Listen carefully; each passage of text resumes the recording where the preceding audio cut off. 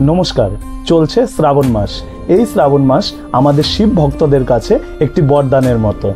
যদি শ্রাবণ মাসে আপনি স্বপ্নে এই দুটো জিনিস দেখতে পান, তবে জানবেন ভগবান শিবের আশীর্বাদ আপনার উপরে বর্তমান এবং খুব শীঘ্রই আপনার ভাগ্য খুলতে চলেছে। সম্পূর্ণ ভিডিওটি দেখার পর যদি আপনাদের ভালো লাগে, তাহলে অবশ্যই ভিডিওটি আপনাদের প্রিয়জনের সাথে একটা শেয়ার করে দেবেন।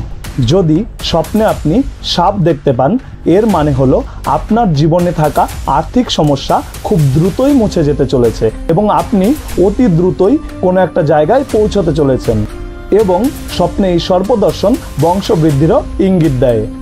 এছাড়া স্বপ্নে যদি আপনি ডমরু দেখতে পান, তবে এর মানেও হচ্ছে সুখ, সমৃদ্ধি, স্বাচ্ছন্দ্য আপনার জীবনে অতি শীঘ্রই আসতে চলেছে।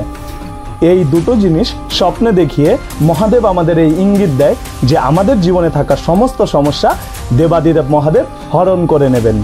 ভালো থাকবেন, সুস্থ থাকবেন। কমেন্ট বক্সে ওম নমঃ শিবায় অবশ্যই লিখে যাবেন। জয় তারামা, জয় গুরু বামদেব, বলো হর হর মহাদেব।